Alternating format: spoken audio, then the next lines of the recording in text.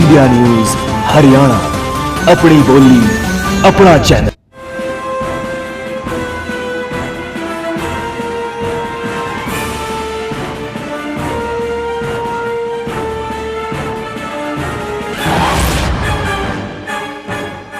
Thermal plant लगाने की जरूरत क्या थी? अगर बाहर से मिल सकती है। आज इनकी 7-8 इकाइयां बंद पड़ी हैं, जब बिजली के लिए जनता हाहाकार कर रही है। लोग दिन में 10-10 बार खुशी मनाते हैं तालियां बजा के कि लोग बिजली आ गई। ये हालत है बिजली की, तो हालत है ये जी। तो दिल्ली में हालत है, हरियाणा में नहीं है। ये हालत दिल्ली के अंदर है। जो बात इन्होंने कही भेदभाव की जी, तो उसमें मुझको तो कुछ कहना नहीं है, क्योंकि इनकी अपनी पार्टी के नेता, इनकी अपनी पार्टी के सांसद, इनकी अपनी पार्टी के मंत्री ये आरोप लगाते आ रहे हैं, लगातार लगाते आ रहे हैं कि इस सरकार ने विकास में सबके साथ भेदभाव किया है। अभी जितने इनके कार्यकर्ता सम्मेलन हो रहे हैं जी, उन सब कार्यकर्ता सम्मेलनों में ये बात कही जा रही है कि विकास में भेद किया जाता है और अफसरशाही हावी है। अफसर हमारी बातों सुनते नहीं है, इनके अपने लोग आरोप लगा रहे हैं। रही बात जो ये कह रहे हैं कि बाहर से कैंडिडेट लाके खड़े कर दिए, तो जनाब पार्टी को संभाल के रखिए ना। आप अपनी पार्टी को क्यों नहीं संभाल के रख पा रहे? तो आपके लोग बात से हमारे से संपर्क करना चाहते हैं, हमारे साथ छोड़ना चाहते हैं। ये आपकी कमजोरी है या हमारी कमजोरी है? आप अपने अंदर झांकिए। पार्टी के लोग लेकिन छोड़कर भागना चाहते हैं, क्योंकि आपका आज टूट चुका है।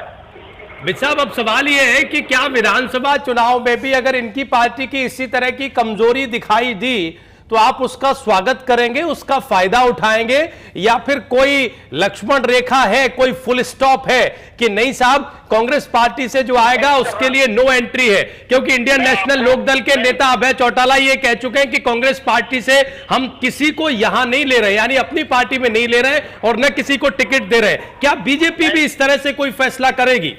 देखिए, मैं आपको ये सारी बात पार्टी की नीति स्पष्ट, ऐसा नहीं है कि हमारे पास लोकसभा के लिए कैंडिडेट, हमारे पास हर सीट पर कैंडिडेट, लेकिन राजनीतिक दृष्टि से तो कुछ लोगों को हमने लिया ये दिखाने के लिए कि कांग्रेस को छोड़कर भाग रहे हैं। और दूसरी बात ये है, जिन लोगों को हम उनके लिए कोई ऐसा नियम नहीं बना सकते कि आपको दोबारा 1 नंबर के पायदान से शुरू होना पड़ेगा। जो आदमी पार्टी में आ गया उसके भी वो समान अधिकार है, पार्टी में पहले काम करने वाले लोगों के अधिकार हैं।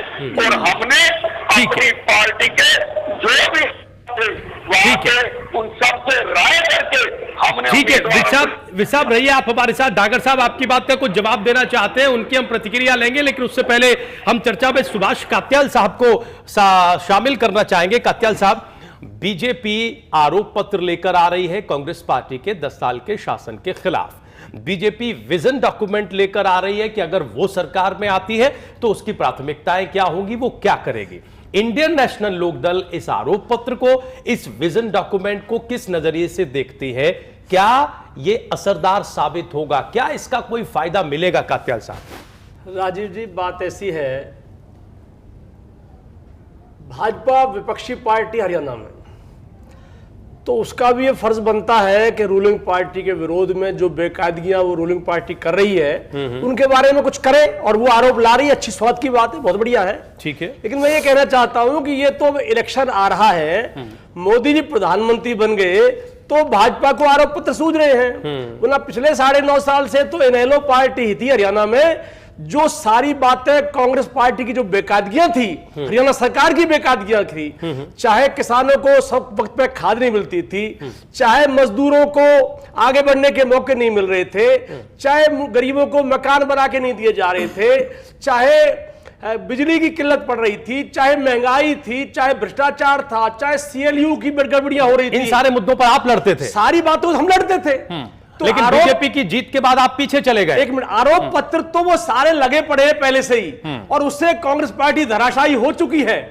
और अब तो खाली एक मोदी के नाम पर जो इलेक्शन लड़ा गया उसमें हमने भी सपोर्ट की, हमने भी मोदी साहब को प्रधानमंत्री बनाने में अपनी बात रखी, और आज मोदी साहब प्रधानमंत्री बन गए। हम चाहते हैं वो कामयाब हो और देश में एक जो कांग्रेस का कुशासन मिटा है उन यादों को मिटा सके, और मोदी साहब के हम भी साथ हैं।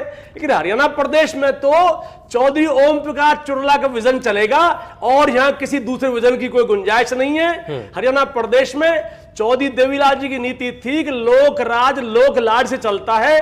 इनेलो पार्टी उस बात को आगे रखकर चल रही है, और हरियाणा प्रदेश के लोग ये जानते हैं कि इनेलो पार्टी एक सक्षम पार्टी है जो हरियाणा का परिदृश्य बदलेगी, हरियाणा प्रदेश को हिंदुस्तान का नंबर 1 राज्य बनाएगी। और हरियाणा प्रदेश की जो इनेलो की जो नीतियां हैं, इनेलो पार्टी चुप नहीं बैठी हुई, इसका एक हमारा सवाल यह था कि इनका जो आरोप पत्र है, बीजेपी का जो आरोप पत्र है, जिसमें जो मुद्दे विसाब बता रहे हैं वो शामिल कर रहे हैं, बिजली को लेकर, किसान कर्मचारी, भ्रष्टाचार, भेदभाव, दलित महिलाओं के साथ उत्पीड़न वगैरह वगैरह, ये असरदार साबित होगा या नहीं होगा?